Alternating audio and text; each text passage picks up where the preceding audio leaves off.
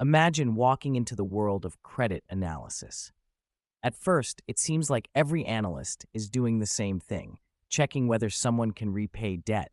But once you look closer, you realize that credit analysts play many different roles depending on what they analyze, who they work for, and what their final goal is. Some focus on risk control, others on investment returns, and some even help regulate the entire financial system. Let's start at the most basic level with the consumer credit analyst. This role is largely operational and administrative. Instead of deep financial modeling, the analyst spends most of the time processing individual loan applications, like mortgages or personal loans, entering data into automated credit scoring systems. These systems generate a score that determines whether the loan is approved or denied. The analyst mainly ensures that documents are complete and accurate, while larger or complex loans are passed on to senior staff. Now move one step deeper into the technical side, and you meet the credit modeling analyst. Rather than reviewing borrowers directly, this person designs the very systems that evaluate risk. They build and update credit scoring models, develop algorithms, and improve electronic tools that measure default probability. Their work is highly quantitative and closely linked to risk management teams, focusing more on analytics and systems than on individual clients. Next comes the corporate credit analyst, a role many people think of as the classic credit job. Here, the focus shifts to companies rather than individuals. The analyst carefully studies financial statements, cash flows, profitability, leverage, and liquidity to judge whether a business can repay its debt. They assess the firm's industry risks, competitive position, and overall stability before recommending whether to lend money, extend credit, or invest in its bonds. Strong accounting and financial analysis skills are essential because the goal is to understand the company's true credit quality. When transactions involve financial institutions like banks, brokers, or hedge funds, the job becomes more specialized, and this is where counterparty credit analysts step in. These analysts evaluate the creditworthiness of trading partners before any deal happens. They set exposure limits, approve or reject transactions, and sometimes require collateral or stricter terms to reduce risk.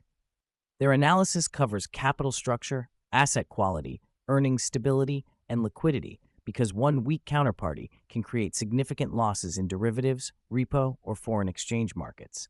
Another important group is analysts working at rating agencies.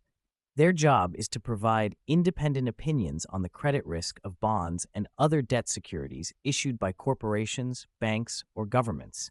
They conduct detailed research, assign ratings like AAA or BBB, and publish reports that investors rely on.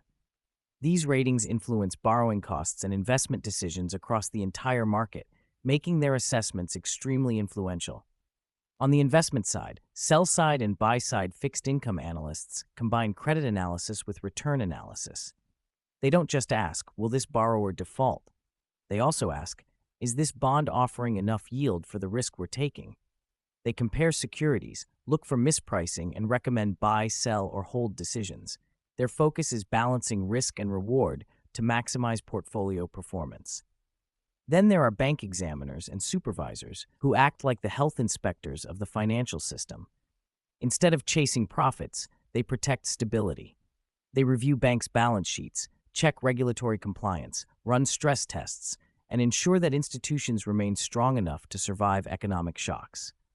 Their work helps prevent systemic crises and protects depositors. If we step back and think about objectives, most credit analysts fall into two broad purposes. The first is risk management, which is the most common. Here, analysts measure potential losses, set limits, create policies, and generate reports that help organizations control credit exposure. The second objective is investment selection, where analysts try to identify undervalued securities and choose investments that offer the best risk-adjusted returns. To perform their work, analysts may use either primary or secondary research. Primary research means conducting detailed first-hand analysis by studying financial statements, industries, and management directly. It's thorough and accurate, but takes time and money. Secondary research, on the other hand, relies on external sources like rating agency reports or third-party studies. It's faster and cheaper, but slightly less detailed making it useful for smaller or less critical decisions. Credit analysts also differ based on the type of entity they evaluate. Corporate analysts focus on companies and their cash flows. Bank and financial institution analysts evaluate counterparties in complex transactions like repos or derivatives, where exposure depends on both the instrument and the time horizon. Sovereign or municipal analysts, meanwhile, assess governments, studying macroeconomic indicators like GDP growth, debt levels, fiscal deficits, and even political stability, because a country's ability to repay debt depends heavily on its economic and political environment. Finally, roles can be classified by employer. Banks and financial institutions hire analysts for internal risk or investment decisions. Rating agencies provide independent external opinions used by the whole market. Government agencies focus on regulation and systemic safety. And on the issuer side, rating advisors help companies improve their credit profile and secure better ratings by optimizing capital structure and communication.